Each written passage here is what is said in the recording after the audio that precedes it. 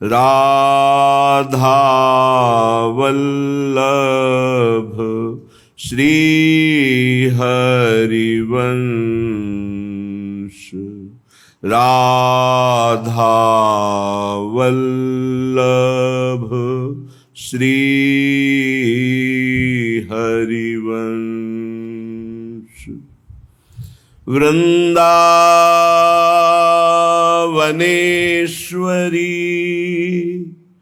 तवैव पदारविन्दम्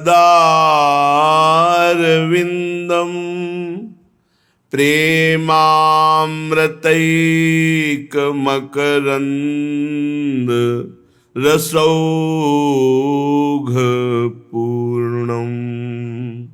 हृद्यर्पितं मधुपते स्मरतापमुग्रं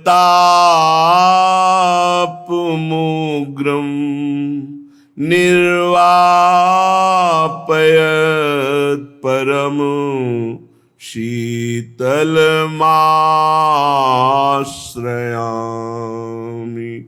परम शीतलमाश्रयामि।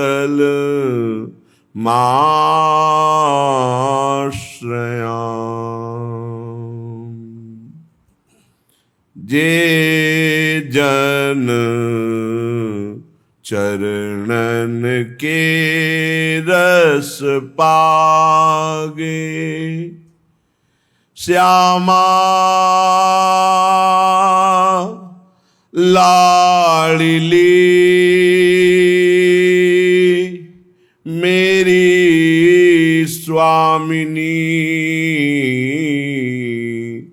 जे जन चरणन के रस पागे तीन लोक तीन तृण सम लागे। छिन छिन दर्शन को मन लोभा तिन को धूरी स्वर्ग की शोभा। पंकज चरण छटा अति भावे तुहियरा टूक टूक हुए जावे। लीला ललित सदा सुधियावे तिनको कछु न देखी सुहावे। जुगल मिलन की आशा धारे काहू और कबहू न निहारे। सोची सोची काटे दिन राती दुख सो फटत छिन छिन छाती। ऐसन की जो जूठन पाओ तो अपनो सौभाग्य मनाओ। विषय पंख में बूढ़त भूरी करहु कृपा है सहज किशोरी। करहु कृपा है सहज किशोरी। बुरी सखी जी कह रहे श्यामाजू के चरणों का जिसने दृढ़ता पूर्वक हृदय से आश्रय ले लिया, हृदय से दृढ़ता पूर्वक, अन्य कोई आस भरोस नहीं, ऐसा प्रताप उदय होता है स्वामिनी जी के चरणों का कि त्रिभुवन का हर पद, हर सुख, हर सम्मान धूरी के समान नजर आता है। सच्ची मानिए, भगवदानंद जरा सा स्फुरित हो जाए तो ब्रह्मादिक के भोग सब विषम लागत ताहि, नारायण ब्रज चंद की लगन लगी है जाए। जैसे कोई गाढ़ निद्रा में सोया हुआ उससे जगाकर आप कुछ खवाना पिलाना चाहे तो आलस के वशीभूत होकर के वो भले थोड़ा कुछ रुचि नहीं, ऐसे ही थोड़ा भगवदानंद स्फुरित हो जाए, यद्यपि वो तमोगुण है गाढ़ निद्रा, और ये त्रिगुणातीत आनंद कैसे तुलना दी जा सकती, पर चंद्र शाखा न्याय की तरह कि देखो डाल के एक हाथ ऊपर चंद्रमा तो दिखाई देने लगता है, ऐसा कुछ भाव। थोड़ा भगवदानंद स्फुरित हो तो ब्रह्मादिक के भोग भी उसे अरुचि हो जाती नहीं, ऐसी तृप्ति होती है अनंत जन्मों से जो हम सुख भोग की लालसा से भटक रहे हैं प्रकृति में, वो कभी पूर्ण होने वाली नहीं, क्योंकि हम परमात्मा के अंश हैं। जब तक परमात्मा आनंद नहीं मिलेगा तब तक विषयानंद से कभी कहीं किसी को भी तृप्ति नहीं हुई। शास्त्र प्रमाण है इस बात का। संपूर्ण श्रीमद् भागवत में बहुत से चक्रवर्ती सम्राट, बहुत से महामहिम सिद्धों का वर्णन कर रहे। 7 दिन में शरीर छोड़ना है परीक्षित जी को, क्यों सुना रहे? क्योंकि कहीं राग न रह जाए। बड़े बड़े नरपति भूपति सिद्ध हुए, लेकिन जब उनको भगवदानंद की अनुभूति हुई तो सब फीका लगने लगा, यहां तक कि ब्रह्मानंद भी फीका लगने लगा।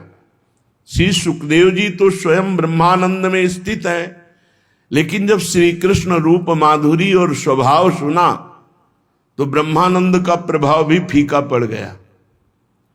ऐसे श्री कृष्ण जिनके रूप लावण्य माधुर्य स्वभाव में बिके हुए हैं बिना मोल के, वो हमारी प्यारी जू के चरणों का जिसने दृढ़ता पूर्वक आश्रय ले लिया तो तीनों लोक के भोग सब धूरी के समान, तिनके के समान, घास के समान लगते हैं। बुरी सखी जी कह रही हैं, जिसने चरणों का आश्रय लिया उसके अंदर एक लोभ जागृत हो जाता है। कब हम श्री जी को देखें? छिन छिन दर्शन को मन लोभा। अगर ऐसा नहीं लोभ जागृत हुआ तो कहीं अन्य कोई आश्रय है, कोई भोग वासना है, अभी कोई छिद्र है जिससे आपका भजन रस क्षीण हो रहा है। कोई इंद्रियों की विलासिता धर्म विरुद्ध है, नहीं तो श्री जी के चरणों का आश्रय लेने मात्र से इतना हृदय पावन होने लगता है कि रुदन होने लगता है। कब मिलोगी प्यारी जो, कब मिलोगे युगल सरकार। छिन छिन दर्शन को मन लोभा। मन में एक ही लोभ जागृत, मन में जो मन चंचल विषयों में है, गोरे चरणारविंद का आश्रित त्रिभुवन का भोग उसे तृण के समान लगता है, धूरी के समान लगता है, और प्रतिपल वो आह भरकर दर्शन की बाट जो होता रहता है। जिनको श्री जी के दर्शन की लालसा जग गई तो स्वर्ग आदि का सब वैभव, ये सब बिल्कुल अच्छा नहीं लगेगा, रुचि ही नहीं रह जाएगी, रुचि ही नहीं रह जाए। एक जगह नहीं, बहुत जगह महापुरुषों ने स्वयं अनुभव करके लिखा है। रमा विलास राम अनुरागी, तजत बमन जिम जन बड़ भागी। लक्ष्मी जी के संपूर्ण माया के संपूर्ण वैभव विलास को वमन की तरह भगवान से प्यार करने वाला उपासक छोड़ देता है, स्वाभाविक रुचि हो जाती है। पंकज चरण छटा अति भावे। जहां नूपुरों सहित सांवले चरणारविंद के समीप गोरे चरणारविंद का दर्शन होता है, उस समय हृदय चूर चूर हो जाता है, प्रेम विकलता आ जाती है। गौर वरण सांवल चरण, रच मेहंदी के रंग, तीन तरुवन तर लुठत रहे रतिजुत कोटि अनंग। अति सुकुमारी लाडली पिय किशोर सुकुमार। इन दोनों के गोरे सांवले चरणारविंद की छटा जिस हृदय में प्रकट हुई, चूर चूर हृदय, प्रेम विकल हृदय हो जाता है। अब तो एक ही नशा चढ़ता है, कोई प्यारे जू की बात सुना दे। बावरो सो रस में फिरे खोजत नेह की बात। पागल बना वो ढूंढ रहा है कहीं हमें प्रिया प्रीतम की कोई रूप माधुरी, गुण माधुरी, लीला माधुरी सुना दे। लीला ललित सदा सुध आवे। प्रिया प्रीतम के लीला चरित्रों का वो चिंतन करता है। तिनको कछु न देख सुहावे। अब उसको त्रिभुवन में कुछ भी देखने की इच्छा नहीं रही। जुगल मिलन की आशा धारे, काहू और न कबहु निहारे। एकमात्र युगल सरकार से हमारी मित्रता, हमारा परिचय, हमारी आशा का विषय एकमात्र युगल सरकार। किसी और की तरफ आंख उठाकर भी नहीं देखना। हमसे चूक हो जाएगी यदि किसी और को अपना मान लिया। प्यारी जू और प्यारे जू के सिवा कोई हमारा नहीं। ये हृदय में जब बात आ जाए, किसी और की तरफ हम आशा से ना देखें। आशा केवल युगल सरकार से। आशा ही परमम दुखम नैराश्यम परमम सुखम। जगत से निराश और आराध्य देव से आशा, उनके प्रेम की, दर्शन की, नाम निरंतर जपने की, लीला चिंतन की, सेवा की, ये आशा। सोच सोच काटे दिन राती। हमारे रात दिन कैसे व्यतीत हो प्रिया प्रीतम के चिंतन में। दुख सो फटत छिने छिन छाती। रात दिन इस बात की व्यथा, आज का भी दिन गया, प्रियालाल का साक्षात्कार नहीं हुआ। आज की रात गई, प्रियालाल नहीं मिले। ऐसन की जो जूठन पावे। आहा, जो रात दिन ऐसे समय व्यतीत करते हैं, ऐसे महापुरुषों की यदि जूठन मिल जाए तो ठीक जैसी उनकी स्थिति है, ऐसी स्थिति उस उपासक की हो जाए। इष्ट के चिंतन में जिनका निरंतर समय व्यतीत हो रहा है, ऐसे महापुरुष का चरणामृत, उच्छिष्टामृत, वचनामृत, सानिध्य, ये सब भगवत प्रेम प्रदान करने में समर्थ है। विषय पंक में बूढ़त भोरी। स्वामिनी जी, हम तो विषय रूपी दलदल में डूब रही हैं, निकलना भी चाहें तो दलदल में और धसना होता है। अब आप निकाल दो, करो कृपा अब सहज किशोरी। हे किशोरी जू, सहज में करुणा वरुणालय आप कृपा करती हो, हेतुकी कृपाल हो। हम पर कृपा कर दो, क्योंकि हम में कोई साधन नहीं, हम तो विषय पंख में डूब रहे हैं, विषय रूपी दलदल में धस रहे हैं। जहां देखो तो भूरी सखी आकांक्षा करती हुई पाई जाती हैं। तो क्या भूरी सखी को श्री जी मिली नहीं क्या? इसी के ऊपर पद है, बोले मन मेरो। भूरी सखी समझना, प्राय ये विकल ही रहती। जो पद देखो हाय हाय स्वामिनी जो कब मिलोगी कब। तो ऐसा लग सकता है किसी को कि भूरी सखी इतनी विकल है और श्री जी मिली नहीं। पद देखो, शब्द में पकड़ना, शब्द में स्थिति झांकने को मिलती महापुरुषों की, ऐसे नहीं पहचाना जा सकता। उनके शब्द में बैठ करके जाओ तो पता चलेगा हृदय में क्या स्थिति है। मन मेरो रहे प्रेम रस छाको। भूरी सखी के कोई ये मत समझना कि भूरी सखी प्रियालाल से एक सेकेंड के लिए भी अलग है। प्रेम रस छाको का परिचय क्या है? तन मन के बिछुरे नहीं, चाह बढ़े दिन रैन। कबहु संजोग न मानही, देखे भरी भरी नैन। नेत्र भर के प्रतिपल रूप पान करते हुए, निरंतर समीप रहते हुए भी ऐसा आभास होता है कभी मिले नहीं, और वो मिलने की छटपटाहट, ये प्रेम। मन मेरो रहे प्रेम रस छाको। कहां है तुम्हारा मन? बोले बिरमय मंजुल कुंज निकुंजन माही। तट न तजय यमुना को, मन मेरो रहे प्रेम रस छाको। मेरा मन प्रेम रस से तृप्त है, छका हुआ है। हर समय कुंज निकुंजों में प्यारी जू की चरणों के पीछे डोलता है, और कहीं यमुना का पावन पुलिन नहीं छोड़ता। और रीझ रीझ के तन मन वारों, देखत रूप छटा को। प्रतिपल अपने आराध्य देव युगल सरकार की रूप माधुरी देखकर अपने तन मन बलिहार करता रहता हूं। स्थिति देखो, हिली मिली डोलत मेरी भोरी की सोरी, ये लाल बिहारी बांको। बांके बिहारी के साथ मेरी स्वामिनी जी गलवैया दिए हुए डोल रहे, मैं उनके पीछे पीछे। रीझ रीझ के तन मन वारों, देखत रूप छटारी, मन मेरो रहे प्रेम रस छाको। मेरा मन प्रेम रस में छका है। उपासक की जो विरह अवस्था होती है वो मिलन में अमिलन। उपासक की क्या, उपास्य देव की देख लो। श्री स्वामी हरिदास जी महाराज वर्णन करते बांके बिहारी जी की स्थिति। बांके बिहारी जी महाराज कह रहे, प्यारी जू जब जब देखो तेरो मुख, तब तब नयो नयो लागत। ऐसो भ्रम होत देखो न कबहूरी, दुति को दुति लेखनी न कागत। ऐसा भ्रम होता है कि मैंने कभी आपको नहीं देखा।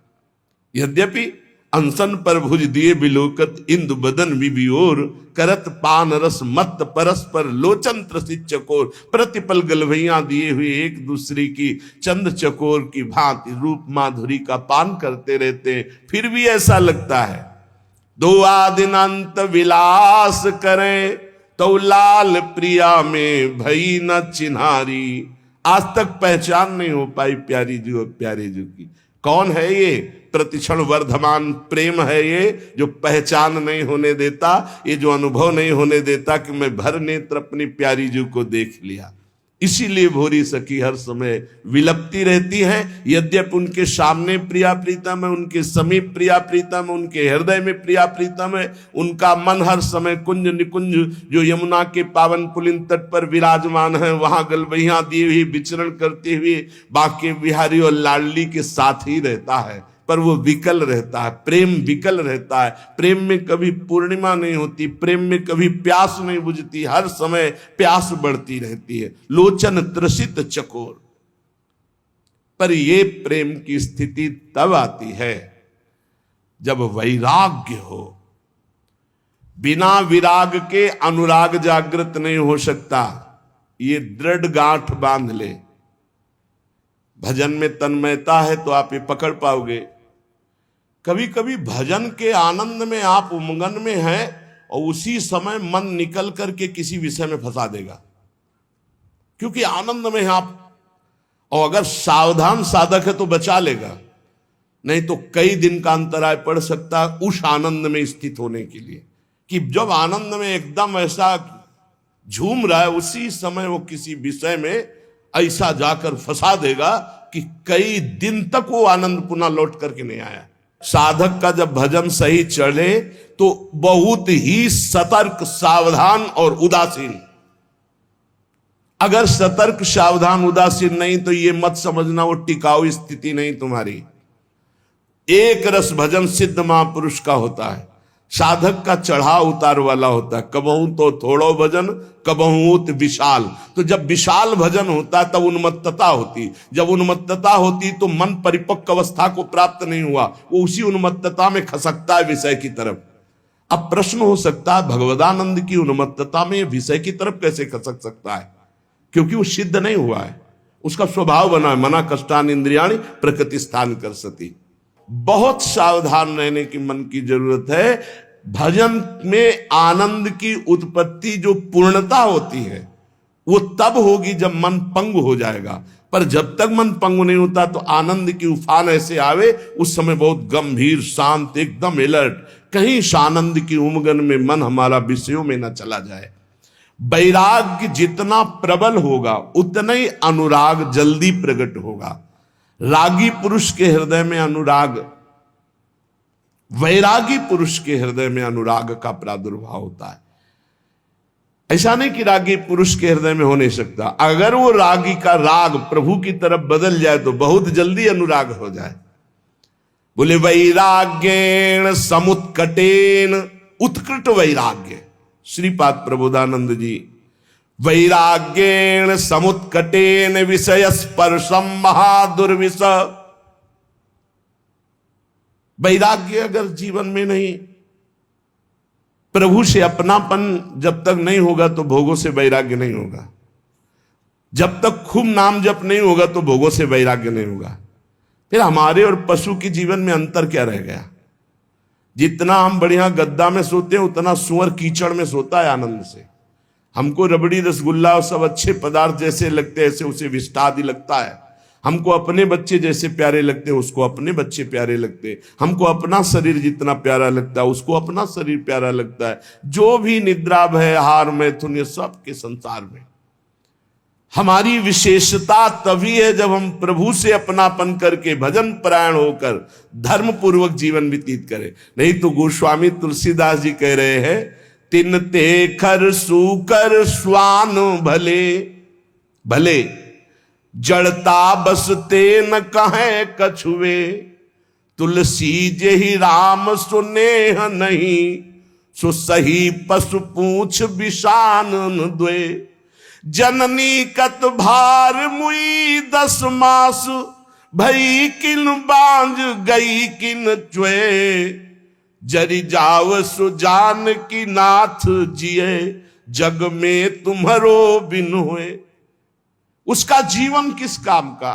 जरि जाओ सो जीवन जान की नाथ, जिए जग में तुम्हारो बिन हुए। उसका जीवन व्यर्थ। गोस्वामी जी कह रहे हैं, अरे बड़े भाग मानुष तन पावा, सुर दुर्लभ शुद्ध ग्रंथन गावा। इस बात के लिए जो सुअर कुत्ता भोग रहे हो वही तुम भोग रहे हो। खास बात क्या है? भगवान का आश्रय और भजन। गोस्वामी जी कहते हैं, जिनको भगवान नाम जप में रुचि नहीं, भगवान की शरणागति नहीं, वो सचमुच पशु से भी गिरे हुए हैं। तिनते खर सूकर स्वान भले, श्रेष्ठ अच्छे, उस मनुष्य से जो मनुष्य देह को कहा गया है देव दुर्लभ, दुर्लभो मानुषो देहो। अगर हरि शरणम नहीं, भजन नहीं, तो उनसे खर माने गधा, सूकर सुअर और श्वान कुत्ता, कुत्ता सुअर गधा अच्छे। गधा बोझा, कुत्ता चंचल चित्त होकर द्वार द्वार भटकना, सुअर शुभ अशुभ का कोई ज्ञान नहीं, बस भक्षा भक्ष खा के जीवन व्यतीत कर। ऐसे बुद्धि भ्रष्ट हो जाती। केवल धन, केवल मान प्रतिष्ठा, लोग चाहे जैसा जीवन व्यतीत करना पड़े। सोचो, तलवार की नोक पर जो मान समय खवाया जाता था तो गर्दन कटवा देते थे सनातन धर्मावलंबी। कभी जवान पर नहीं रखा, पैसा रख के खा रहे। कैसी बुद्धि भ्रष्ट हो गई, पूछ नहीं सकते हैं, हिम्मत नहीं रह गई है, भ्रष्ट हो गए हैं। उनको लगता है मैं बलवान हो जाऊंगा, मैं धनवान हो जाऊंगा, ये सब निकृष्ट पदार्थ भक्षण करके। तिनते खर सूकर स्वान भले, गदहा सुअर कुत्ता अच्छे, क्योंकि वो अपने कर्मों को भोग कर ऊपर उठ रहे हैं। और ये बिना पूंछ और बिना सींग का पशु ऐसे पशुवत राक्षसी आचरण करके निम्न योनियों की तरफ जा रहा है। मां ने 10 महीने 9 महीने गर्भ में क्यों रखा ऐसे को? बांझ क्यों ना हो गई? गर्भ श्राव क्यों नहीं हो गया? गर्भ गिर क्यों नहीं गया ऐसे का, जो भगवान का नहीं हुआ, राष्ट्र का नहीं हुआ, धर्म का नहीं हुआ, भजन का नहीं हुआ? ऐसा मानव जीवन व्यर्थ है। जरि जाओ सु जीवन जान की नाथ, जिए जग में तुम्हारो बिन होए। हे प्रभु, संसार में जो जीव तुम्हारा नहीं हुआ उसका जीवन व्यर्थ है, व्यर्थ है। वो काम क्रोध लोभ मोह मद इनसे मत्सर, इनसे जलता रहेगा, जल जाएगा। चाहे जितना वैभव हो, गजबाजी घटा भले भूरी भटा, बनिता सुत भौह तक सब वै, धरनी धनु धाम शरीर भलो, सुरलोकहु चाय इह सुख स्वय। सब फोकट साटक है तुलसी, अपनो न कछु सपनो दिन द्वय। जरि जाऊ सुजीवन जानकी नाथ, जिये जग में तुम्हारो बिन हुए। गोस्वामी जी के समय हाथी घोड़े की सवारियां विशेष महानता मानी जाती थी। अब तो कार वाला समय है। अच्छे अच्छे वीर अंग रक्षक हैं, पृथ्वी धन घर शरीर सब इतना सुंदर वैभव कि देवता भी ललचाए।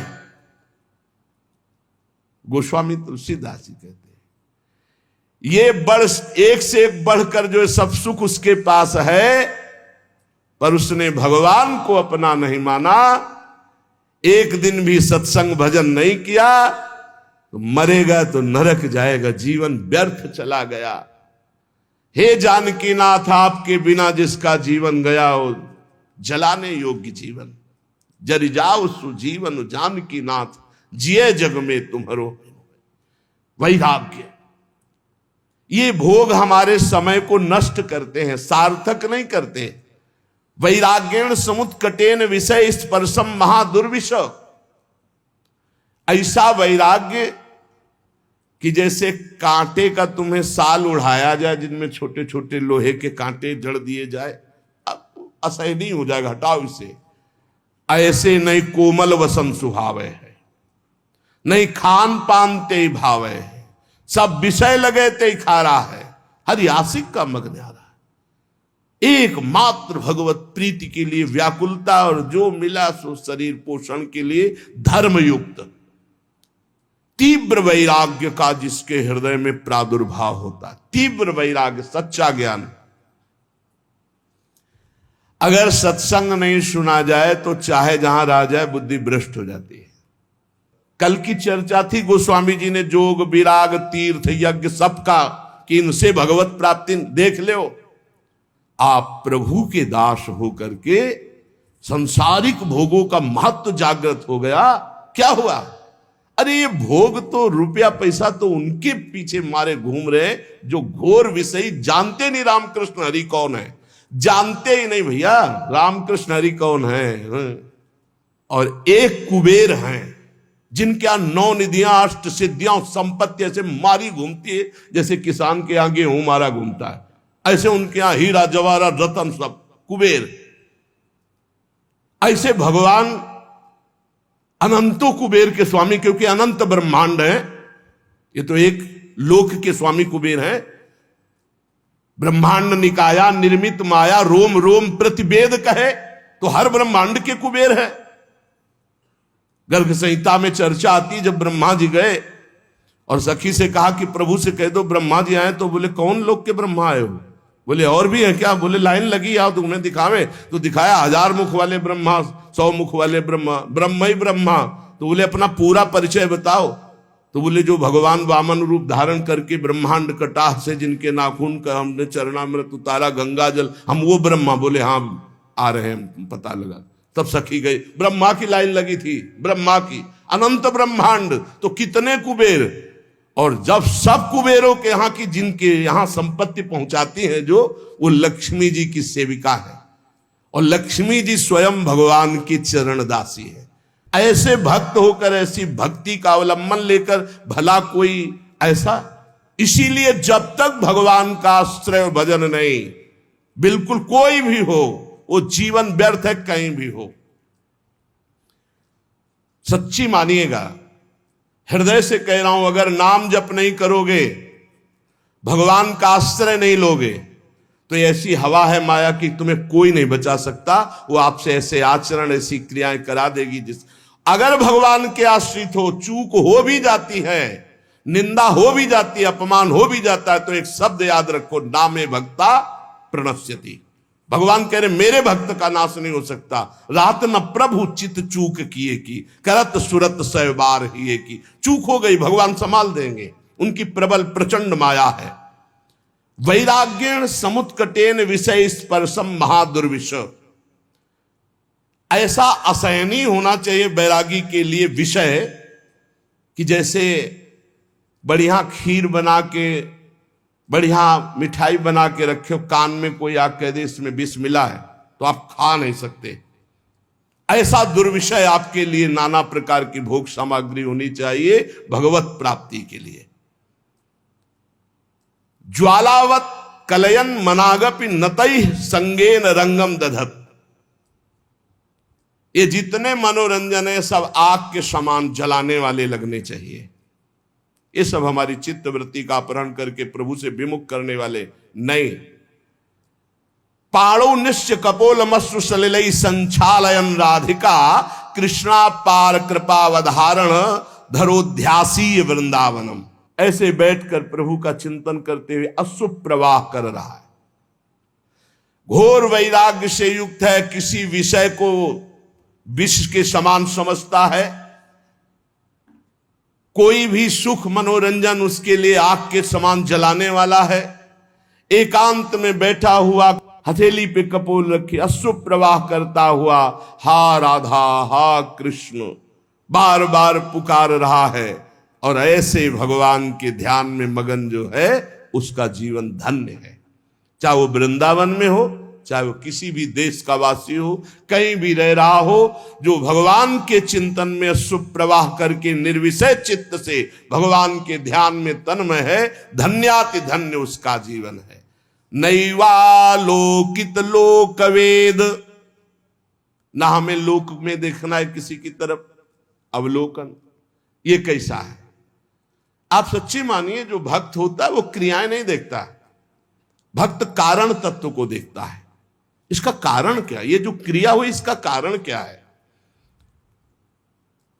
बड़े बड़े महापुरुषों ने ये देख के निर्णय किया है कि संसार में कोई भी प्राणी ऐसा नहीं है जो केवल दोष युक्त ही हो, उसमें गुण भी है, और कोई भी गुणी ऐसा नहीं भगवान और भगवान के प्रेमी भक्त के सिवा छोड़कर जिसमें दोष ना हो। पक्का जड़ चेतन गुण दोष में विश्व कीन करतार नैवा लोकयन। मत देखो, जड़ चेतन गुण दोष में विश्व कीन करतार संत हंस गुण गाहे पे परिहरिवारी विकार। जैसे दूध पानी को एक में मिला के रख दो, हंस जो है दूध पी जाएगा, पानी छोड़ देगा।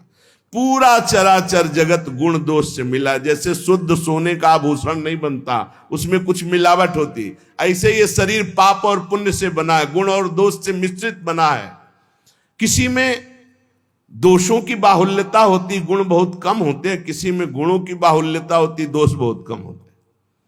गंगा किनारे जब हम भ्रमण कर रहे थे, घाट है वहां बहुत संत जन रहते थे, अब तो खंडहर हो गया, अब संत जन वहां वहां कुछ दिन रहे अकेले।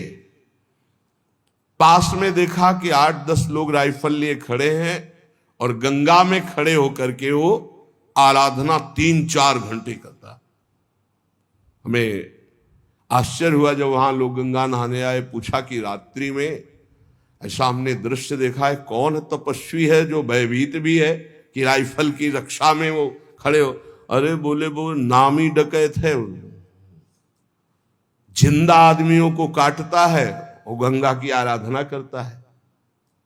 4 घंटे महान तपस्वी की तरह हाथ उठाकर गंगा जी की आराधना रात्रि में, वही रोज देखते क्योंकि रहते थे, और राइफल लिए 8-10 लोग टहल रहे और वो गंगा जी में से एक वस्त्र धारण किए खड़ा है और वो उस आदमियों को काटता था। तो यहां कह रहे कि कोई ऐसा नहीं जिसमें दोष ना हो और जिसमें गुण ना हो। गुण दोष योग पूरी सृष्टि है, हमको न गुण देखना है न दोष देखना है। उत्तम साधक को तत्व देखना है, भगवान सब में विराजमान है। सुनौ तात मायाकृत गुण और दोष अनेक, गुणया उभय न देखी देखी सो अविवेक। यदि आपने किसी के गुण देखा तो राग हो जाएगा, दोष देखा तो द्वेष हो जाएगा, और राग और द्वेष दोनों बंधन कारक हैं। भगवत प्राप्ति में तुम्हारी बाधा आ जाएगी, तुम्हारी भगवत प्राप्ति में बाधा आ जाएगी। इसलिए हमें चाहिए कि हमारे संपर्क में जो भी व्यवहार करने वाले व्यक्ति आवे, हमें ऐसा व्यवहार करना चाहिए। पहला तो भगवत भाव, इनमें प्रभु हैं ऐसी भावना, अपने को बचा लोगे आप उनके दुर्व्यवहार से। और दूसरी बात, जब ये पता चले कि दुष्ट स्वभाव का है तो इतना मृदु व्यवहार करो कि तुम्हारे व्यवहार से उसके दुष्ट स्वभाव में कमी आवे और सत स्वभाव बढ़ने लगे। तब तो तुम माने जाओगे भगवान का भजन करने वाले। तुम जलती आग में और पेट्रोल डालने वाली बात करोगे तो उसकी दुष्टता और बढ़ जाएगी। दुष्टता को साधुता के द्वारा दमन करके उसकी साधुता को बढ़ानी चाहिए, जिससे उसका तमोगुण घटे, सतोगुण बढ़े। तो ये तुम्हारी भागवतिक सेवा बन जाएगी। कितना बढ़िया सेवा बता रहे। हमसे कोई न कोई मिलता ही रहता, घर गृहस्थी परिवार में सब कोई बुरे स्वभाव वाला, तो हमको इतना संभल कर व्यवहार करना है कि उसके अंदर सतोगुणी भाव आवे, तो हमारी भगवत सेवा बन जाएगी। हम कोई ऐसा कटु व्यवहार, कटु वचन न बोले जिससे उसके हृदय में तमोगुण बढ़े, क्योंकि आसुरी स्वभाव वाला वो तो है ही। यदि हम अपने द्वारा अमृतमय वचन से, निर्दोष चेष्टा से, नम्र भाव से व्यवहार करेंगे तो ये भगवत सेवा बन जाएगी और इसका प्रभाव उसके हृदय में निश्चित पड़ेगा। निराश मत हो किसी भी स्थिति में।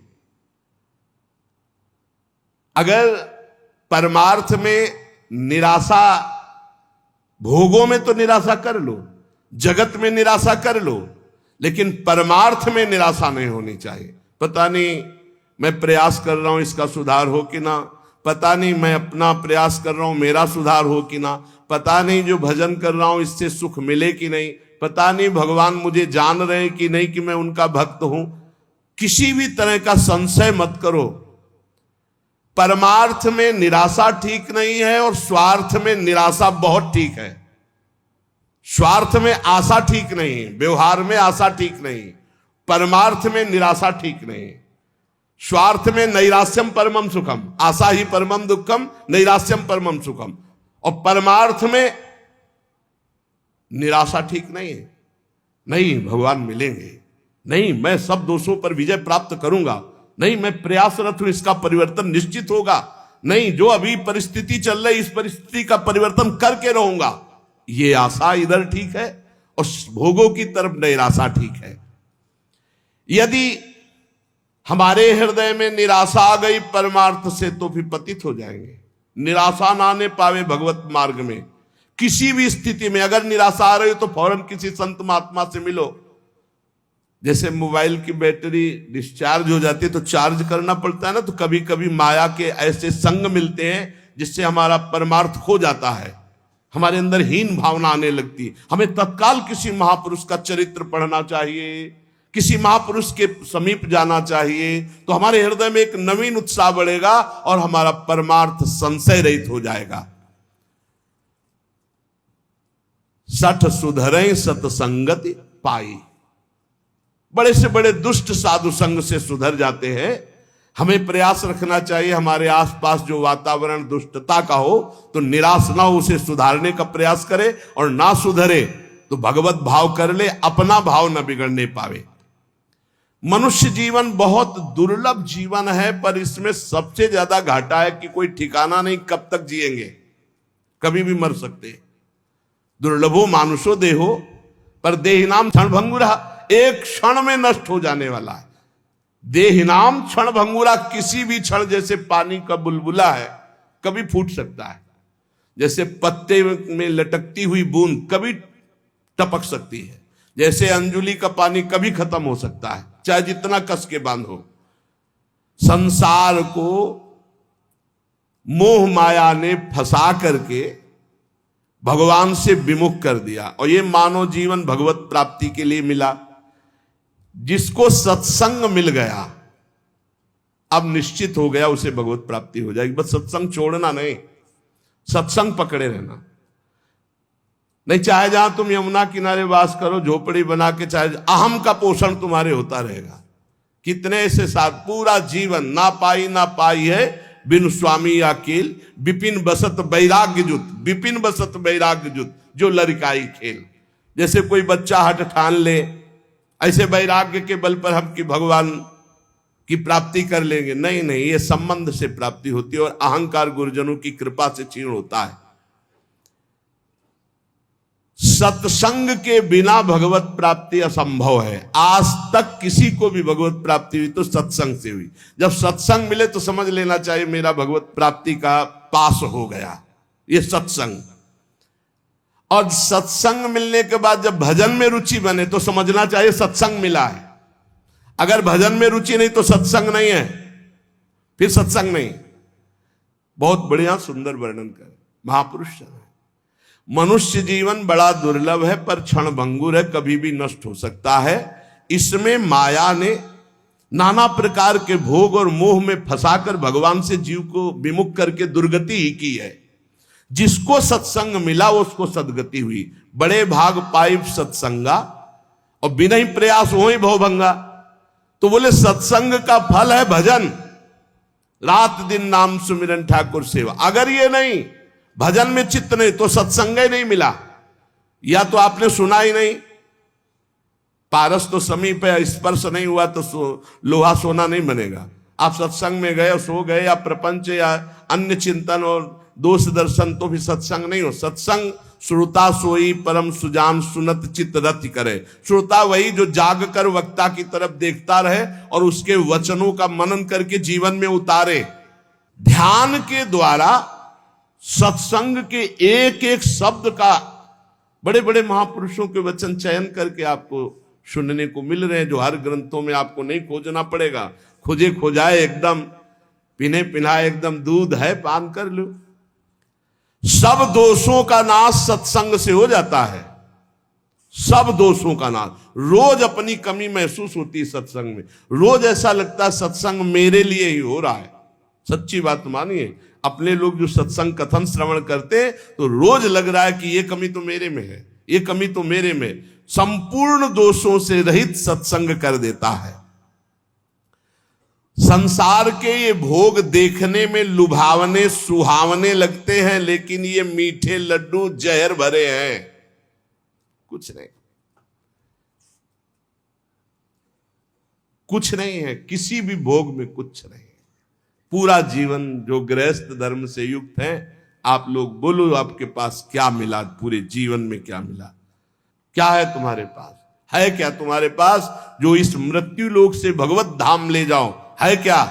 वो नाम, वो परोपकार, वो भगवत सेवा, समाज सेवा। अगर नहीं तो कुछ नहीं है आपके जीवन में, कुछ नहीं। यदि आपने किसी भूखे को भोजन नहीं पवाया, पानी नहीं पिलाया, किसी बीमार की दवा नहीं कराई, पशु पक्षी की सेवा नहीं, भगवान का नाम जप नहीं किया, ठाकुर सेवा, समाज सेवा, तो क्या जीवन तुम्हारा? धिक्कार जीवन।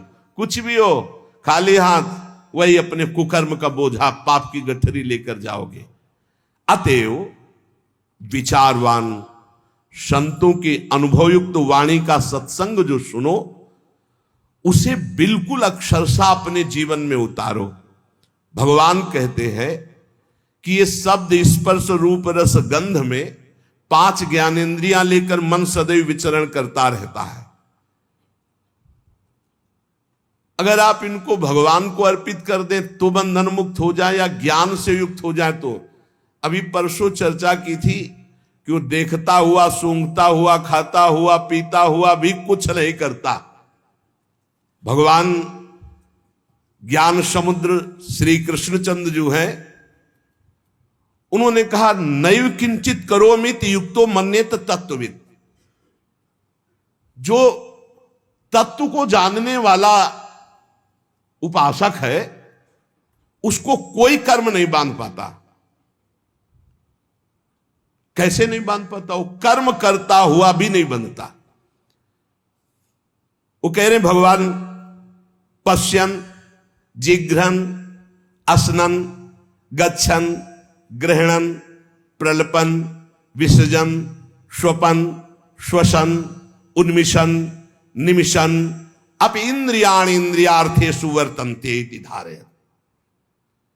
वो देखता हुआ, सुनता हुआ, छूता हुआ, सूंघता हुआ, खाता हुआ, चलता हुआ, ग्रहण करता हुआ, बोलता हुआ, मलमूत्र का त्याग करता हुआ, सोता हुआ, श्वास लेता हुआ, आंख खोलता हुआ, मूंदता हुआ, संपूर्ण इंद्रियां इंद्रियों के विषय में बरत रही हैं।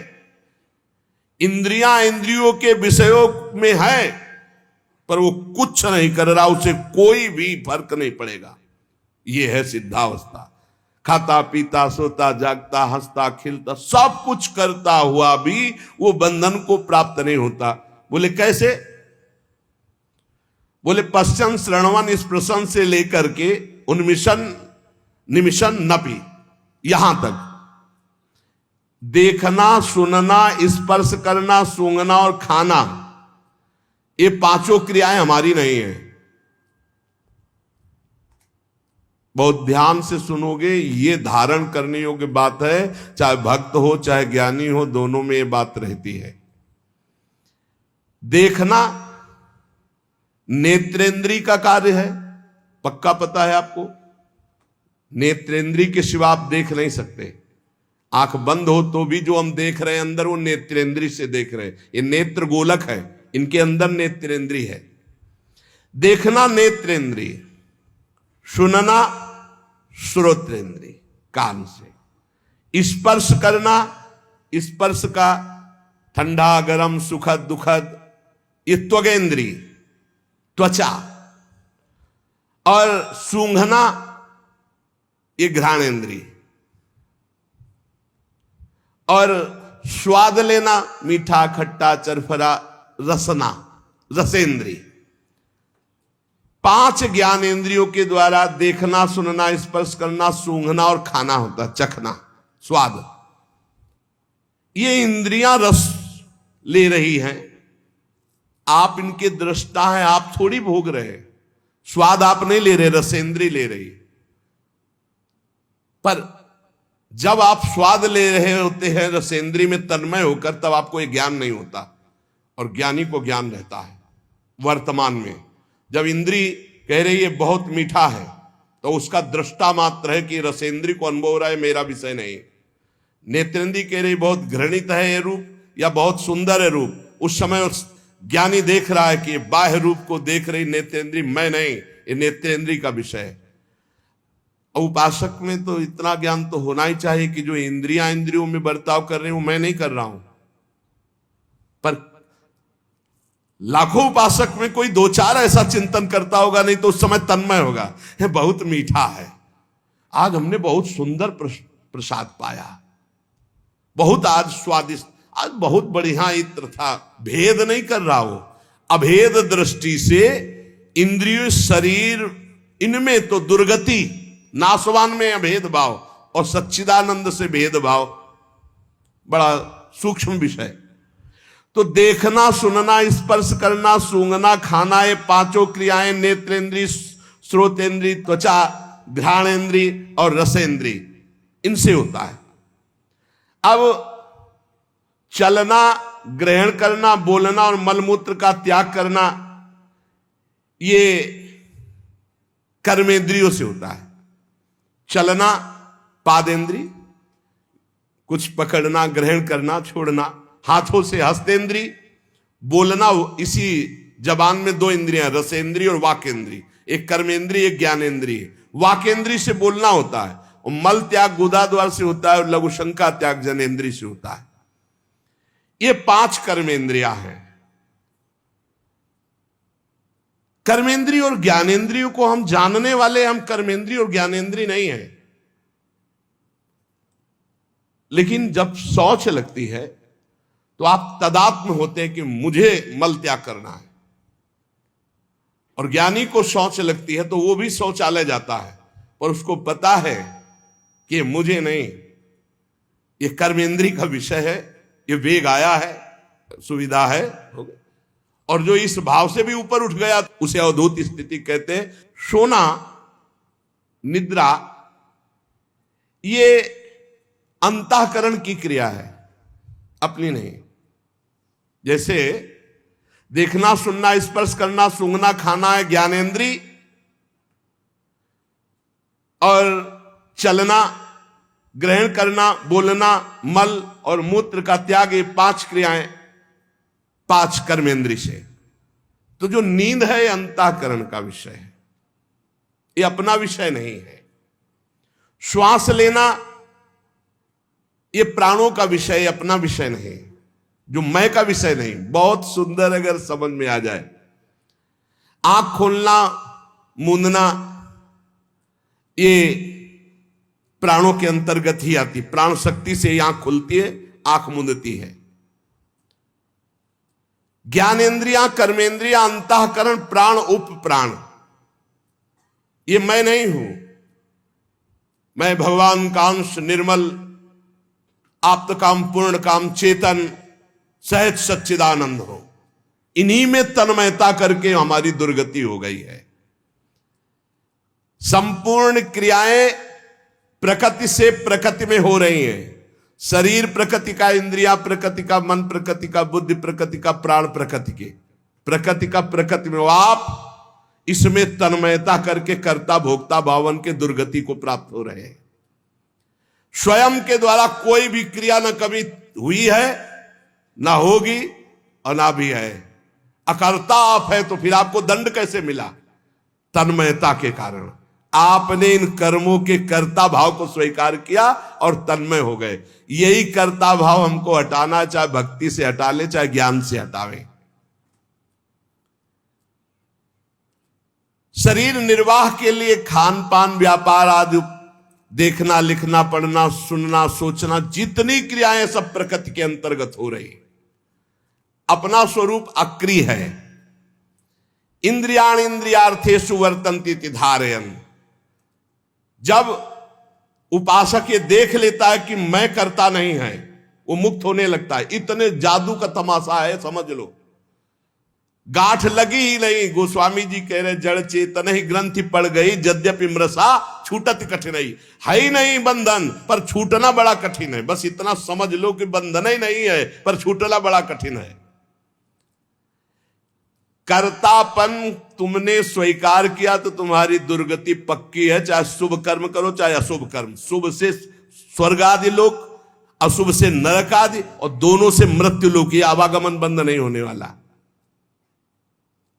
क्या करें? तो बड़े कठिन समस्या है। यही कठिन समस्या है। ज्ञानेन्द्रीय, कर्मेंद्रीय, अंतःकरण, प्राण, उपप्राण, ये सब प्रकृति के हैं, ढांचा सहित। शब्द, स्पर्श, रूप, रस, गंध, ये प्रकृति के हैं। वो 5 ज्ञानेन्द्रियां उनको प्रकृति में भोग रही। इंद्रियां इंद्रियों में, विषयों में बरत रही हैं। आप इनको देख रहे हैं, दृष्टा हैं, पर आप तन्मयता कर लेते, मैंने देखा, तो फिर उसका दंड भी तो भोग मिलेगा। क्या देखा और कैसे देखा? मैंने सूंघा, मैंने बोला, मैंने चखा, मैंने सुना, मैंने किया, तो उसका भी आपको हिसाब देना पड़ेगा। जो किया उसको। अहंकार विमूढ़ात्मा कर्तामिति मन्यते, मैंने किया, मैं ऐसा कर सकता हूं, मैं ऐसा करूंगा, तो भोगना भी तुम्हें पड़ेगा। प्रकृतेः क्रियमाणानि गुणैः कर्माणि सर्वसा। जितने कर्म हो रहे हैं गुणों से प्रेरित होकर के प्रकृतिमयी इंद्रियों के द्वारा प्रकृति में ही हो रहे हैं। आप बिल्कुल निर्लेप हैं। प्रकृत्यैव च कर्माणि क्रियमाणानि सर्वसा। गुणों का कार्य होने से इंद्रिया और उनके विषय सब प्रकृति के ही है। अब समझ में ना आवे तो इसको दूसरे रूप में ले लो, भक्ति भाव के रूप में। जब तक आप स्वयं कर्ता और भोक्ता बनेंगे तब तक आपका बंधन कटना मुश्किल है। यह ज्ञान का विषय था, इसे भक्ति के विषय में ले लो। हमारे द्वारा जो भी क्रियाएं हो रही हैं, हम उनके 2 विभाग देखते हैं, एक अच्छी क्रियाएं और एक बुरी क्रियाएं। बिल्कुल सरल भाषा में आपको बता रहे हैं। जो अच्छी क्रियाएं हैं वो शास्त्र सम्मत है, जो बुरी क्रियाएं हैं वो शास्त्र विरुद्ध है। बुरी क्रियाओं को अशुभ कर्म कहते हैं, अच्छी क्रियाओं को शुभ कर्म कहते हैं। शुभ और अशुभ कर्म ये गुणों से प्रेरित होते हैं। सतोगुण तो शास्त्र सम्मत, रजो और तम मिश्रित या तमोगुण या घोर रजोगुण ये शास्त्र विरुद्ध आचरण कराएंगे। अब अपने को भगवान की शरण में हो जाना, गुणों की शरण में नहीं। भक्ति का मार्ग। पूरा शरीर, इंद्री, प्राण, उप प्राण सब, हे नाथ मैं आपकी शरण में। ये तो समझ में आ रहा है ना? ज्ञान वाला समझ में ना आ रहा हो तो ये तो समझ में आ रहा है कि पूरा ढांचे सहित जो इसमें स्थूल हो, सूक्ष्म हो, कारण हो, प्राण हो, उप प्राण हो, इंद्रियां हो, कर्म, जो भी महाराज पूरा सिस्टम आपकी शरण में। समझ में आ गया? ठीक। अब हमको देखना है कि हमारे द्वारा जो अच्छा काम हो रहा है वो भगवान की प्रेरणा से हो रहा है। जीवन मुक्त होना है तो बात इस बिल्कुल सरलता से समझा रहे हैं। और जो बुरा काम हो रहा है वो हमारी वासना से हो रहा है, उसका हम प्रायश्चित करेंगे, भगवान से क्षमा मांगेंगे। बुरा काम हो रहा है तो हमारी वासना से हो रहा है। इसमें क्या होगा कि अगर ये भेद नहीं तुम रखोगे और कह दोगे जब पूरा समर्पण कर दिया तो फिर आपसे बुरे कर्म उत्साह पूर्वक होने लगेंगे, क्योंकि अंदर का सिस्टम अभी समर्पित नहीं हुआ, बाहर से तो हमने कह दिया। अब अंदर का सिस्टम जब तक समर्पित नहीं होगा तब तक वो फिसल कर बुरे आचरणों में जाएगा। तो हमको क्या करना है? गुण तुम्हार समुझे निज दोषा, और जय सब भांति तुम्हार भरोसा। भरोसा दृढ़ आपका। जब हमसे अच्छे कार्य होंगे तो भगवत प्रेरित हुए, और जब बुरे कार्य हो गए तो हम त्राहिमाम शरणागत रक्षक प्रभु, हमसे गलती हो गई, हमको ऐसी सद्बुद्धि दो कि आगे हमसे ना हो, और सारे कर्म भगवान को समर्पित कर दो। तो जो एक दिव्य ज्ञानी की स्थिति होती है, अहंकार रहित महापुरुष की, वही भक्त की स्थिति होती है। वो भी देह शुद्ध विस्मृत भगवदानंद में डूबता है, और वो देह शुद्ध विस्मृत ब्रह्मानंद में डूबता है। पर दोनों को किंचित मात्र कर्ता भाव जब तक रहेगा तब तक वो आवागमन से मुक्त नहीं हो सकता। एक मनुष्य रेलगाड़ी में बैठा है, ट्रेन चल रही और डिब्बे में दौड़ रहा है। अब वो अपने को कर्ता मान रहा है कि मैं दौड़ करके अगले स्टेशन में पहुंच जाऊंगा, तो मूर्खता ही है ना, क्योंकि ट्रेन चल रही। ऐसे ही गुणों का चक्र चल रहा है, सतोगुण, रजोगुण, तमोगुण। गुण प्रवाह जीव से जबरदस्ती कार्य करवा रहा है। तमोगुण आया तो निद्रा, आलस्य, प्रमादोत्थम, जो नहीं करना चाहिए वो सब कर्म करने में जुट जाएगा। प्रमादोत्थम, प्रमाद का मतलब होता है करने योग्य कर्म को ना करना, और ना करने योग्य कर्म को करना, इसे प्रमाद स्थिति कहते हैं। अब वो समझ रहा मैं कर रहा हूं। रजोगुण आया, काम आदि दोष भारी, वो समझ रहा मेरे में आ गए, मैं कर रहा हूं। सतोगुण आया तो समझ रहा है मैं कर रहा हूं, दया आदि।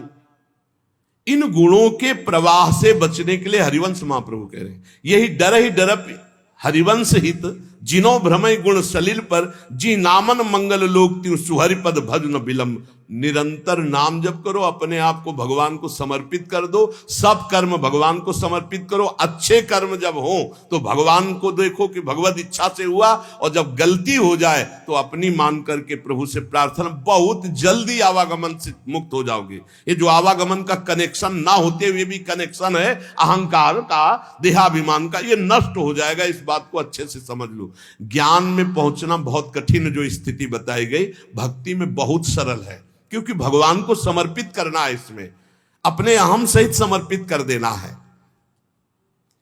सांख्य योगी शरीर, इंद्रिय, अंतःकरण आदि के साथ अपना कभी संबंध नहीं मानता, और भक्त अपने शरीर, इंद्रिय, अंतःकरण आदि को भगवान को समर्पित कर देता है। ये बढ़िया, बहुत मीठा सरल मार्ग भक्ति का, और बात वही बननी है। साधक कभी किंचन मात्र, चाहे भक्ति मार्ग का हो चाहे ज्ञान मार्ग का हो, अपने को कर्ता ना माने, नहीं तो भोगना पड़ेगा। मैंने ये किया तो ऐसा थोड़ी कि आपने किया कि मैंने नहीं किया।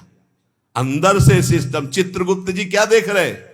अंदर जहां तुम्हारी सोच है, ये भोगा जाए तो बहुत आनंद मिलेगा, तो लिख गया कर्ता ने भोगने की इच्छा की, और ये अब क्रिया बाद में होगी, पहले वो लिख गया, पूरा चित्रण हो गया। क्रिया तो बाद में होगी, पहले अंदर सोच होती है, उसी सोच को लिखते हैं चित्रगुप्त जी। उसी सोच में भगवान का भजन चल रहा है तो भक्त उसी समय जलन पैदा, अरे कैसी बात आ गई, वहां लिख गया। ये रुचि पूर्वक नहीं, उसकी रुचि नहीं थी, अरुचि पूर्वक ये, तो उसमें समाधान मिल जाएगा। अंदर की बात लिखी जाती है। साधक कभी किंचन मात्र भी अपने में कर्तापन की मान्यता न करे, जितना अंश रखेगा कर्ता भाव का उतना बंधा रहेगा। अपने में कर्ता भाव ना रहे, चाहे वो ज्ञान मार्ग का साधक हो चाहे भक्ति मार्ग। भक्ति मार्ग का साधक कैसे बोलता है, श्री जी की इच्छा से आज परिक्रमा हो गई, श्री जी की इच्छा से आज ऐसा, आज श्री जी की इच्छा थी कि दर्शन करने जाए तो बिहारी जी के दर्शन कर आए, श्री जी की इच्छा। अपनी इच्छा को, अपने कर्ता भाव को प्रभु के चरणों में मिला देता है। भगवान की इच्छा, प्रभु की इच्छा, एक मार्ग तो पकड़ लो, हर कर्म समर्पित, कहीं भी कर्ता भाव नहीं, कहीं भी अभिमान की बात नहीं, मैंने देखा मैंने किया नहीं, प्रभु की इच्छा से देखा, प्रभु की इच्छा से हो गया, अपने कहीं करता नहीं, अपना तो प्रभु के चरणों में समर्पण। अब देखो, ब्रह्मण्याधाय कर्माणि संगम त्यक्त्वा करोति यः लिप्यते न सा पापेन पद्म पत्र मिवाम्भसा। जैसे जल में कमल का फूल रहता है, एक बूंद पानी नहीं, ऐसे वो भक्त, ऐसे वो ज्ञानी संसार में रहता है, एक भी कर्म का फल नहीं। कर्माणि श्रुति बोधितानि नितराम कुर्वन्तु कुर्वन्तु मा। वो चाहे वेद के अनुसार कार्य करे या न करे, कोई उसके ऊपर लागू नहीं नियम। वो विषयान ग्रहणंतु मुंचन्तु, विषय भोगे या विषय त्याग दे कोई नहीं, क्योंकि वो ऐसी अवस्था को प्राप्त हो चुका है। ब्रह्मण्याधाय कर्माणि संगम त्यक्त्वा करोति। जो भक्त संपूर्ण कर्मों को, पीछे ज्ञान का तो आगे उसी को बता रहे, जो भक्त संपूर्ण कर्मों को भगवान में अर्पित कर देता है, उसकी आसक्ति नष्ट हो जाती है। वो कर्म करता हुआ भी जल से कमल के पत्ते की तरह पाप से लिप्त कभी नहीं होता। पूरे संसार का हतन हो जाए तो भी उसे पाप नहीं लगेगा, ऐसा महान ये योग है। शरीर इंद्रिया मन बुद्धि प्राण ये तुम्हारे नहीं हैं।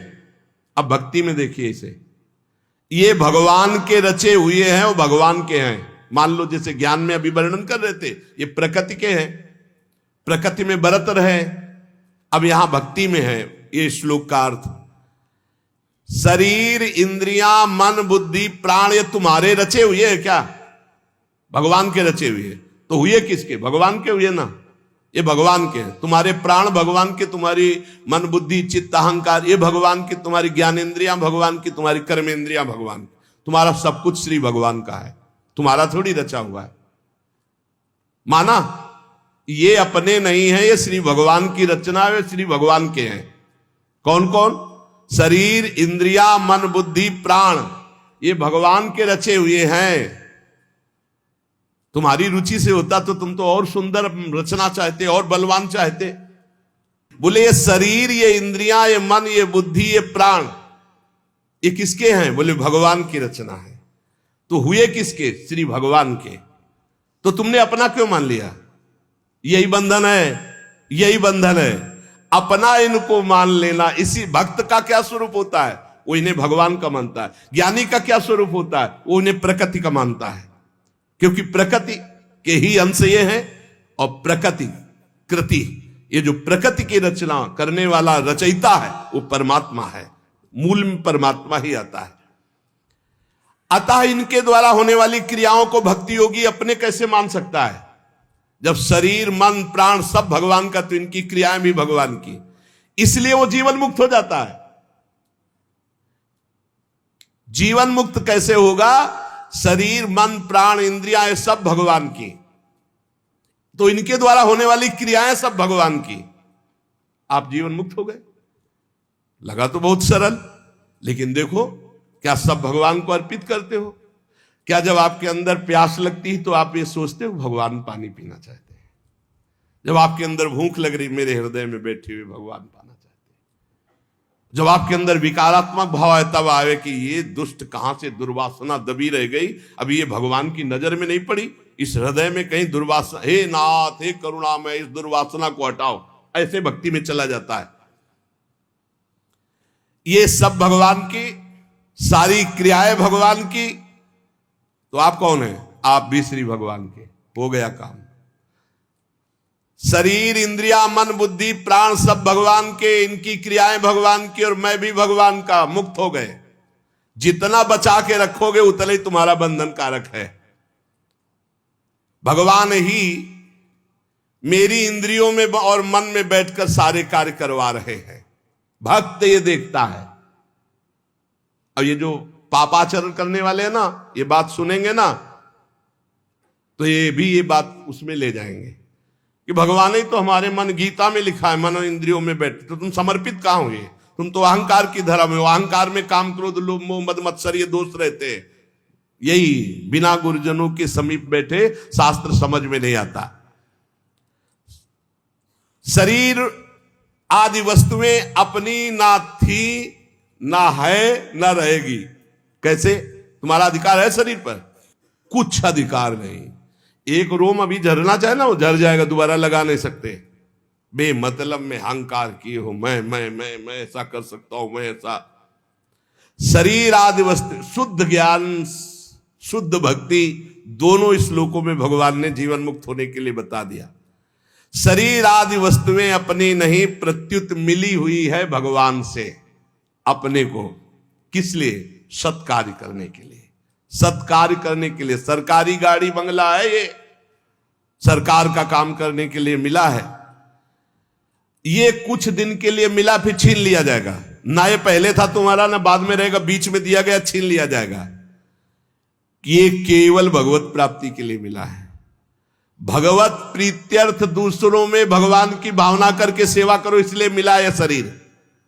इन वस्तुओं पर जो अपना अधिकार जमा लेता है और अपने लिए भोग भोगता है, वो मृत्यु के बाद दुर्गति को प्राप्त होता है। पुनरपि जननम पुनरपि मरणम।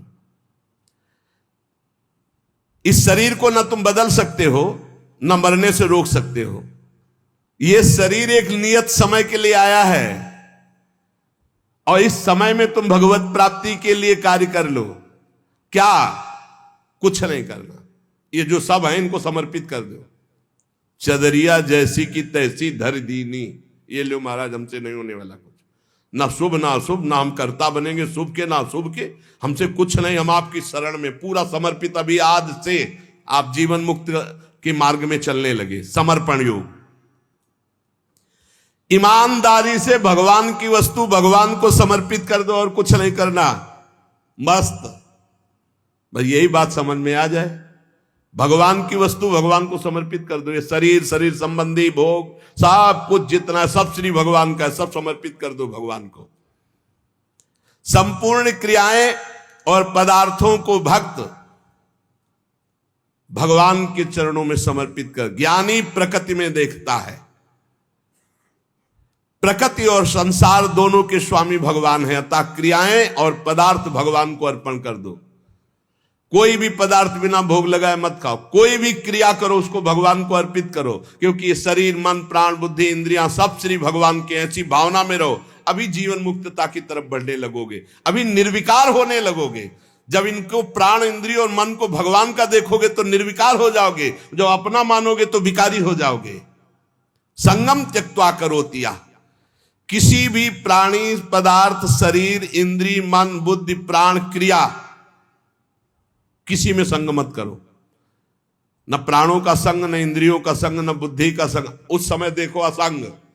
तुम अलग हो, ये अलग है, पर तुम अलग नहीं देख पाते, इन्हीं में मिल जाते हो। आकर्षण, खिंचाव, लगाव, महत्व, ममता, कामना। इसीलिए जो सच्चा उपासक होगा, कभी निंदा नहीं, कभी प्रशंसा नहीं। एक बार परमहंस श्री ओंकारानंद सरस्वती जी भिक्षा के लिए आए और नमक डालना, तो और पदार्थ जब परोसने तो मना कर देते, वही सब्जी ये वाली बहुत बढ़िया बनी। और जब जरा सी बची थी, बाद में बोले इसमें तो नमक नहीं। गए, कहा स्वामी जी आज आपने जानबूझ के और कोई पदार्थ ले, वही पदार्थ उसमें तो नमक। तो क्या फर्क पड़ा बच्चा, क्या फर्क पड़ा? पेट प्राणों का पोषण करना था, डालना।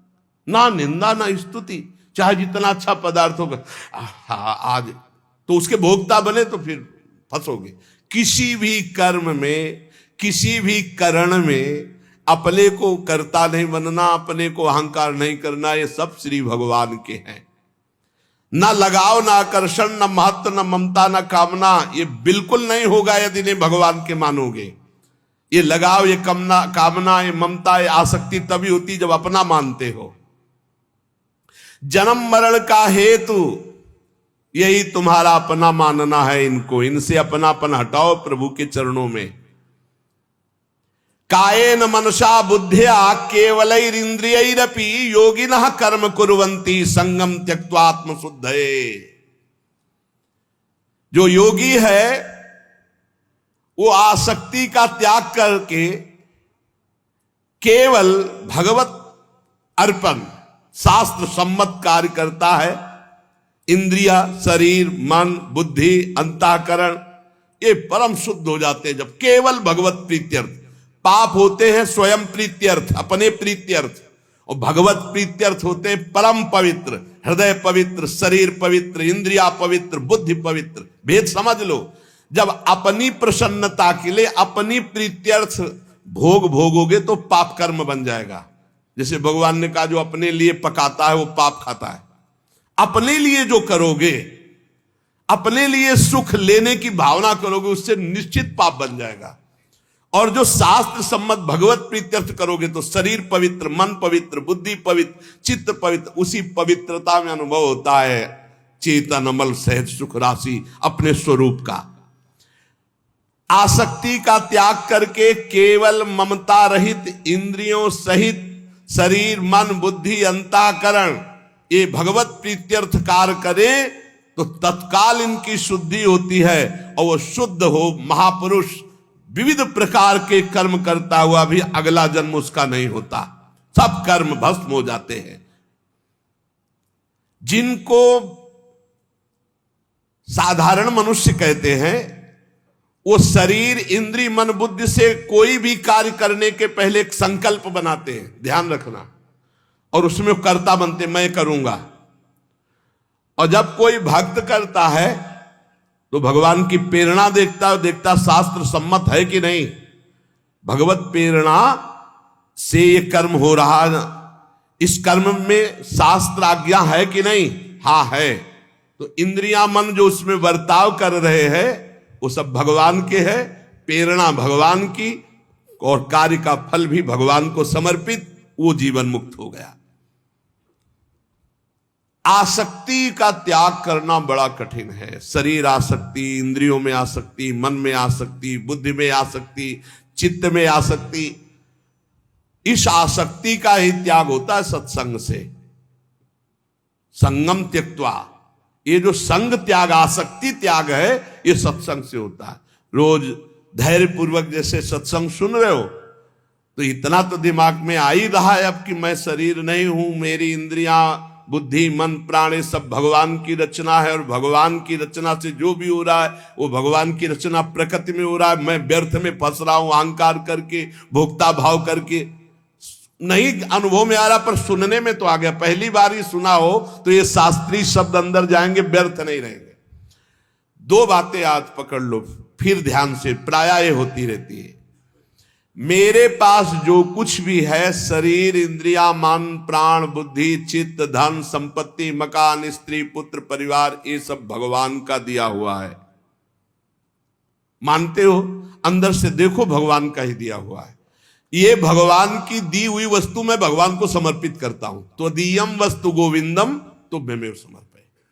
हे भगवान, आपके द्वारा दी हुई सब कुछ, नाथ सकल संपदा तुम्हारी, नाथ सकल संपदा तुम्हारी, और मैं सेवक समेत सुत नारी।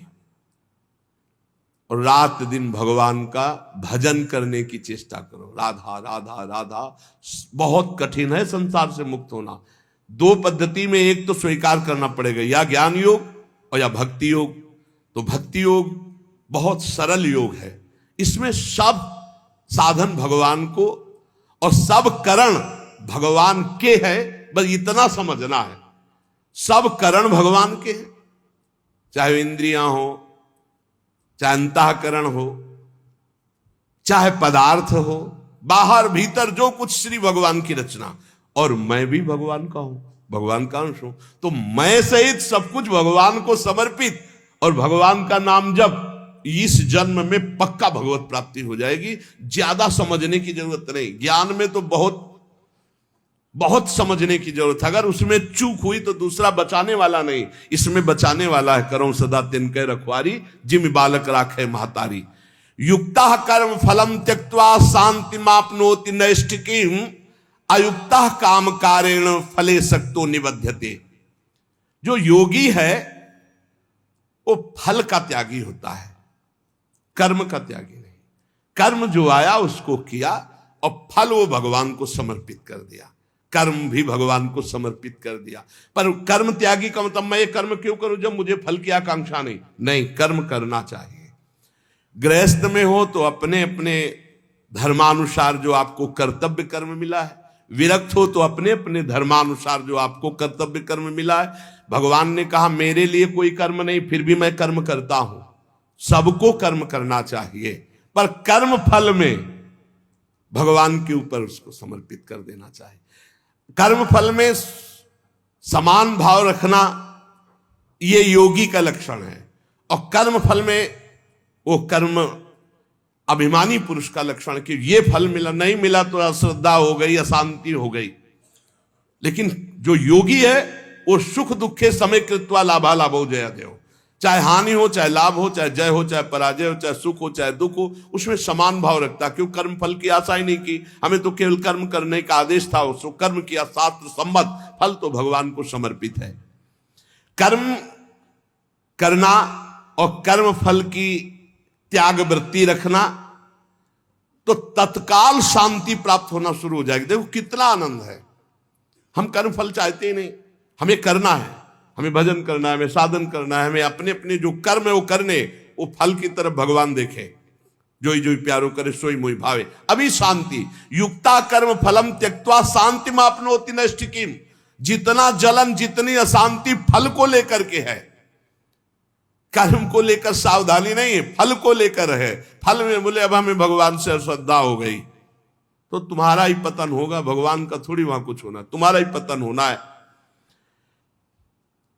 सकाम मनुष्य कामना के कारण फल में आसक्ति हो जाती है, इसलिए वो बंधता है, जलता है, दुर्गति को प्राप्त होता है। देखो संचित कर्मों के अनुसार प्रारब्ध बनता है, और प्रारब्ध के अनुसार मनुष्य का जन्म होता है, और मनुष्य जन्म में जो नए कर्म होते हैं, नए कर्म संस्कार बनते हैं, वो तुरंत उठकर संचित में चले जाते हैं। भोगना तो प्रारब्ध ही पड़ता है, शुभ और अशुभ। कर्म फल की आसक्ति त्याग कर दो तो संचित भी भस्म हो जाएंगे, और नए कर्म संचित में जाके जमा नहीं होंगे, और प्रारब्ध भोगकर भगवत प्राप्ति हो जाएगी। प्रारब्ध भोगना पड़ेगा, ये कमर कस लो। ये जो तुम्हें कह रहे हैं कि हम नष्ट कर सकते हैं छूछा से, भगवान बोल रहे हैं, जगत गुरु बोल रहे हैं, हम नहीं बोल रहे। प्रारब्ध भोगना पड़ेगा, अवश्य में भोक्तव्यम कृतम कर्म शुभाशुभम। भूल भुलैया में मत फंसो, तुक्का जम जाता है कभी कभी। तुम्हारा प्रारब्ध अच्छा आ गया और तुम हमारे पास आए, तुम्हारा काम बन गया, बोले बाबा से काम बन गया। बाबा से काम नहीं बना, तुम्हारा प्रारब्ध काम बना दिया, तुम्हारा पुण्य काम कर गया। जो कर्म फल की आसक्ति का त्याग कर देता, उसके कर्म भस्म हो जाते, भुने हुए चने के समान, फिर बीज नहीं देते, फिर वो बंधन कारक नहीं होते। जैसे भुना हुआ चना है, अब ना उसमें अंकुरण होगा, ना पेड़ होगा, ना उसमें बीज होगा, जड़ से खत्म हो गया, अब उसमें कोई सत्ता नहीं। तो जो कर्म फल की आशा ना रख करके केवल भगवत प्रीत्यर्थ किया जाता है, वो उसे बांध नहीं सकता, उसे जन्म मरण में नहीं पहुंचा सकता। नहीं तो चाहे शुभ कर्म हो, अच्छा कर्म हो या बुरा कर्म, उसे जन्म मरण में फंसा देगा। कर्म फल 4 प्रकार के होते हैं। एक होता दृष्ट कर्म फल, और एक होता अदृष्ट कर्म फल, और एक होता प्राप्त कर्म फल, और एक होता अप्राप्त कर्म फल। दृष्ट कर्म फल कहते हैं वर्तमान में किए जाने वाले नए कर्मों का फल जो तत्काल प्रत्यक्ष मिलता दिखाई देता है। जैसे कीर्तन किया आनंद मिल रहा है, सत्संग किया आनंद मिल रहा है, कोई भूखा है अपना भोजन पवा दिया, तत्काल आनंद मिल रहा है। कोई अपने लिए पदार्थ लेने जा रहा, देखा बीमार है, उसके पास दवाई की व्यवस्था नहीं, चलो आज हम भूखे रह जाएंगे, पैसा बीमारी में दे दिया, उसमें लगा, तो जो हृदय शीतल हुआ वो दृष्ट कर्म फल। इतना महान कर्म कि तत्काल आनंद प्रदान करता है।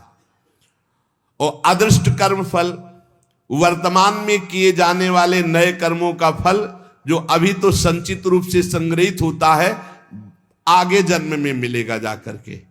जो तीर्थयाटन है, दान है, पुण्य है, बहुत प्रकार के ऐसे कर्म है जो अभी आपको नहीं अनुभव में आ गए, वो आगे आपको प्राप्त होंगे।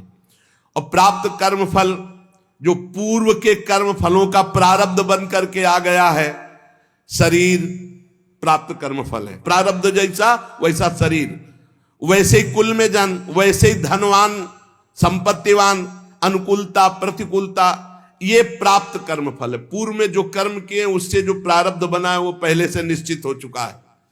अप्राप्त कर्म फल प्रारब्ध कर्म के फल रूप में अब जो आगे आने वाला है, ये भविष्य में मिलने वाले सुख दुख है, जो अप्राप्त कर्म फल है। प्राप्त कर्म फल हो चुका, शरीर ऐसे कुल में जन्मा, शरीर ऐसा है, ऐसा ऐसा धन संपत्तिवान माता पिता मिले या निर्धन मिले, या जैसे अनुकूल प्रतिकूल परिस्थिति जो वर्तमान में मुझे मिली, ये प्राप्त कर्म फल। और जो अब आगे आने वाली है अप्राप्त कर्म फल, ये प्रारब्ध बड़ा भयानक है जो आगे आने वाला है। इसे भयानक को बड़ा मृदुल किया जा सकता है भजन के प्रभाव से। नष्ट तो किया जा सकता है पर भगवत प्राप्ति नहीं होगी। फिर पूरा झोंकना पड़ेगा इसी प्रारब्ध मिटाने में भजन को। प्रारब्ध भी हम भोग ले और भगवत भी प्राप्ति हो जाए तो भजन से प्रारब्ध जो 100% आपको दुख देने वाला है वो 10% आके भुगता के 90% नष्ट हो जाएगा, 10% भोगना पड़ेगा और चला जाए। भजन का बड़ा प्रभाव होता है। 12 वर्ष का गलित कुष्ठ 24 घंटे में भुगता के चला गया। 12 वर्ष कहां और कहां 24 घंटे। भजन से अप्राप्त कर्म फल को, जो आने वाला प्रारब्ध है, उसे रोका जा सकता है, उसे कम किया जा सकता है, उसे मिटाया भी जा सकता है। पर जो भगवत प्राप्ति करना चाहते हो मिटाने में नहीं फंसते, वो उसे भोग लेते हैं और भगवान की प्राप्ति करते हैं। ये 4 प्रकार के कर्म फलों में दृष्ट और अदृष्ट ये क्रियमाण है,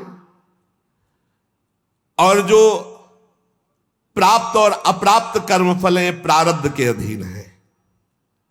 दृष्ट कर्म फल आग्रह नहीं रखना, मिलने पर प्रसन्न या प्रसन्न ना होना।